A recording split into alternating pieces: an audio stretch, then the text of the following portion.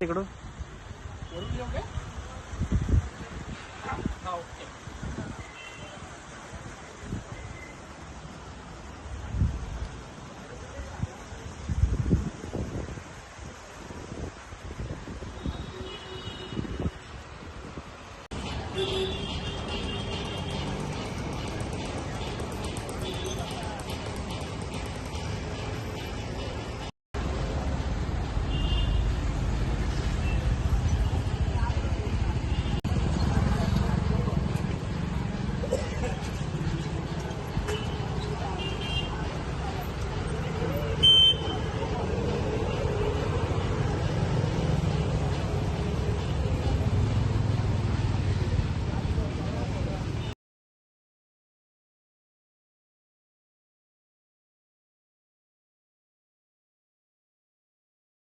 अशा पद्धतीने त्यांनी आम्हाला आश्वासन दिलेलं आहे आणि सगळी मदत करण्यासाठी ते तयार आहेत असं त्यांनी आपल्याला कळवलेलं आहे.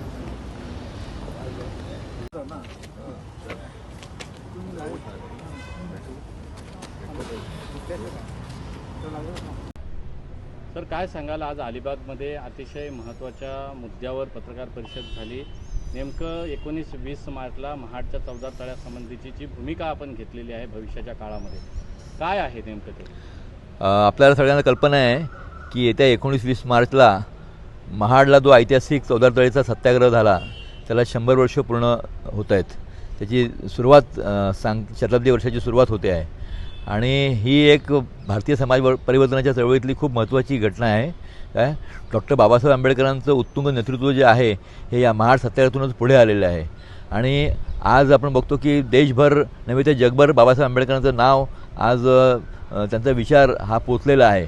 आणि अशा या महाडच्या जो सत्याग्रह झाला तर त्या सत्याग्रहाचं महत्त्व ओळखून आणि या महाडच्या सत्याग्रहाचं आयोजन करण्यामध्ये त्याचे प्रमुख संघटक हे कॉम्रेड R.B. मोरे जे महाडजवळ दासगाव गावचे सुपुत्र होते तर ते त्याचे प्रमुख संघटक होते. आपल्याला कल्पना आहे की 19-20 मार्च 27ला हा सत्याग्रह झाला होता. तर या सत्याग्रहाच्या शताब्दी वर्षाच्या निमित्ताने त्या काळात जो संघर्ष, त्या काळामध्ये जातीयवादी धर्मांध शक्तींच्या विरुद्ध जो संघर्ष डॉक्टर बाबासाहेब आंबेडकरांनी आणि इतरांनी केला त्याची आठवण लोकांना व्हायला हवी.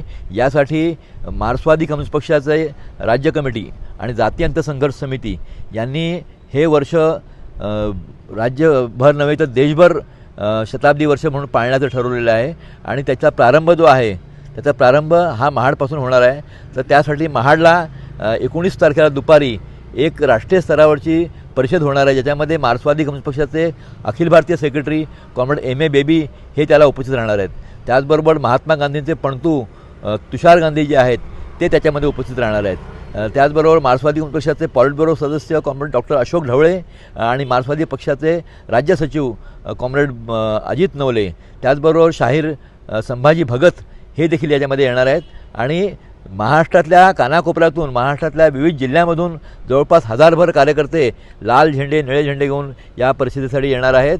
आणि त्याचबरोबर ती परिषदेच्या वेळेस एक मोठी मिरवणूक 20 तारखेला निघणार आहे. आणि हा ऐतिहासिक जो क्षण आहे, हा ऐतिहासिक क्षणाचा मध्ये भारतातले अनेक लोक यात सहभागी होणार आहेत. त्याच्यामध्ये जातीयंत संघर्ष समितीचे आपल्याला कल्पना आहे की आमच्यासोबत इथे शैलेंद्र कांबळे जे महाराष्ट्राचे निमंत्रक आहेत ते आहेत. ते आत्ताच नुकतेच या संदर्भात त्यांनी कलेक्टरला भेटलेले आहेत.